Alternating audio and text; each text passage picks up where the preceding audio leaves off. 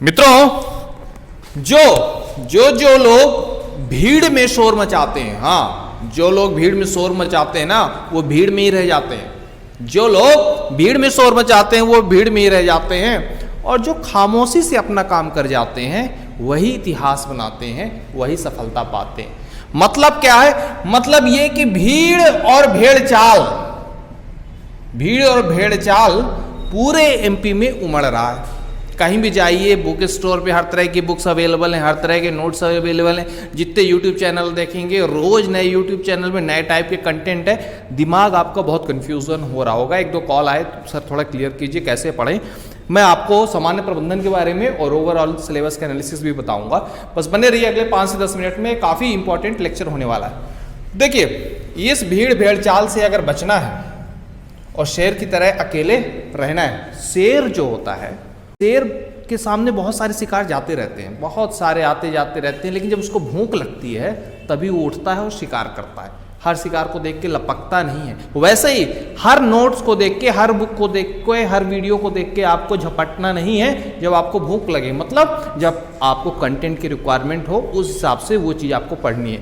मतलब क्या हुआ? मतलब समझ लीजिए, सामान्य प्रबंधन के विषय में बताता हूँ। सबसे पहले सामान्य प्रबंधन, अगर आप प्लेलिस्ट में जाएंगे तो आपको लगभग सारा टॉपिक इसमें कंप्लीट मिलेगा, जो बहुत कम समय में शॉर्ट में करवा दिया गया है। चाहे बात हो कंपनी हो या उसके टाइप्स हो, शेयर हो, सब कुछ इसमें बताया गया है। ऑर्गेनाइजेशन के बारे में बताया गया है, ऑर्गेनाइजेशन क्या है, उसके लेवल क्या है, हायरार्की क्या है। मैनेजमेंट के बारे में बताया गया है, top, middle, low level, board of director, बहुत कुछ इसमें आपको समझाया गया है। डिपार्टमेंट के बारे में सारा बताया गया है कि एचआर क्या है, फाइनेंस क्या है, और मार्केटिंग क्या है, सेल्स क्या है, सब कुछ इसमें समझाया गया। इकोनॉमिक कीवर्ड्स मैंने बताए हुए हैं, इकोनॉमिक ऑर्गेनाइजेशन मैंने बताए हुए हैं, आरबीआई बताया हुआ, नाबार्ड बताया हुआ है। क्या नहीं बताया है ये बताइएगा आप कमेंट सेक्शन में। सामान्य प्रबंधन में साथ ही साथ जो कंसेप्चुअल लेवल की थिंकिंग है, मैनेजमेंट की अप्रोच, फैक्ट और थिंकिंग अलग है, वो सब भी इसमें कवर हुआ है। मतलब कंसेप्ट, मैनेजमेंट की अवधारणा, कंसेप्ट, नियोजन, प्रयोजन,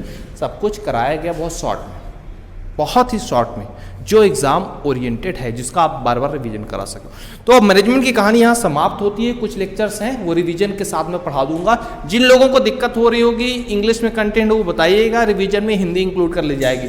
अब बात ये है कि सर जी, जब सब कुछ आप इतना बढ़िया कंटेंट दे रहे हो और लगभग सारे सब्जेक्ट कवर करवा रहे हो यूट्यूब में, एमपी पटवारी का फ्री में, तो इंग्लिश क्यों पीछे रह जाए? हाँ, कई फोन आए, कई मैसेज आए कि सर इंग्लिश भी करवा दीजिए। इंग्लिश एक महासागर लग रही है, ऐसा लग रहा है कि कहाँ से डुबकी लें, कहाँ से उतराएं, समझ में नहीं आ रहा है। तो इंग्लिश का पूरा जुगाड़ आपके लिए करवा देता हूँ। थोड़ा पर्सनल कारणों से व्यस्त था, इस वजह से उसे स्टार्ट नहीं हो पा रहा। तो इंग्लिश का हमारा आज या कल से शुरू होने वाला है। एक बार समझ लीजिए कैसे हम पढ़ने वाले हैं। सबसे पहले हम पढ़ेंगे parts of speech. Parts of speech में आप सब कुछ समझ लेंगे। नाउन क्या है, प्रोनाउन क्या है, एडवर्ब क्या है, एडजेक्टिव क्या है, कंजक्शन क्या है, इंटरजेक्शन क्या है, प्रीपोजिशन क्या है, ये थोड़ा बेसिक समझ लेंगे। इसके बाद हम करेंगे अपना नरेशन। इसमें direct narration, indirect narration, reporting speech, सब कुछ कवर कर लेंगे। एक्टिव पैसिव वॉइस कवर कर लेंगे। टेंस चार्ट पूरा आपको मैं पढ़ा दूंगा। साथ ही साथ कुछ छोटे छोटे टॉपिक हैं, जैसे सब्जेक्ट वर्ब एग्रीमेंट है, क्वेश्चन टैग्स है, ये सब हो जाएगा। मॉडल्स होगा, ऑक्सिलरी वर्ब क्या है, ये सब होगा। एंटोनिम, सिनोनिम होगा, 1000 वर्ड मीनिंग होगी, स्पॉटिंग एरर होगा, और कुछ fill in the blanks type के क्वेश्चन होंगे। इसके अलावा कुछ प्लस कंटेंट भी मिलेगा इंग्लिश में, जो आपको कहीं नहीं मिलेगा। तो मित्रों, इंग्लिश में हमारा टारगेट ये रहने वाला है कि 25 नंबर की अगर इंग्लिश है, तो अगर आप पूरा देखते हो, हमारा टारगेट है कि पूरा देखते हो, तो ईजिली 22 के राउंड आप पा जाओ, 22। और ये सब कब होगा? क्लेम तो लोग बहुत करते हैं, लेकिन ये सब होगा कब?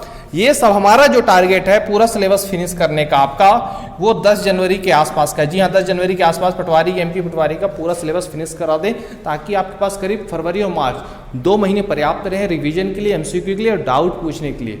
एक बात है, जो भी समस्या हो कमेंट में आप पूछा करिए, चाहे तैयारी से रिलेटेड हो, सब्जेक्ट से रिलेटेड हो, कंसेप्ट से रिलेटेड हो, कन्फ्यूजन हो, फीस, फक्कड़, बुक कौन सा ले, सब कुछ आप कमेंट कर सकते हैं। जो भी अप्रोप्रिएट उसका उत्तर मुझे लगेगा मैं करूंगा। कई बार लेट रिप्लाई होता है, पर इसका मतलब ये नहीं है कि रिप्लाई नहीं आएगा। मित्रों, तो इंग्लिश बहुत स्कोरिंग सब्जेक्ट है, क्योंकि करंट अफेयर तो है नहीं, इसमें एक बार कंसेप्ट समझ लेंगे तो चिरकाल तक आपका ये नंबर बना रहेगा। साथ ही साथ मैथ्स रीजनिंग की प्रैक्टिस करते रहिए, साइंस चली रही, साइंस का बायो बचा हुआ है, तो बायो हम स्टार्ट करने वाले हैं करीब 20 से 25 दिसंबर के आसपास में बायो स्टार्ट कर दूंगा। तब तक आपका फिजिक्स और केमिस्ट्री ऑलमोस्ट ओवर हो जाएगा। तो ये है कहानी। कहीं भी कुछ कंफ्यूजन हो तो आप बिल्कुल कमेंट कीजिए। पढ़ते रहिए, बढ़ते रहिए। सबसे ज़्यादा सिलेक्शन इस बार इस चैनल से होने चाहिए। धन्यवाद।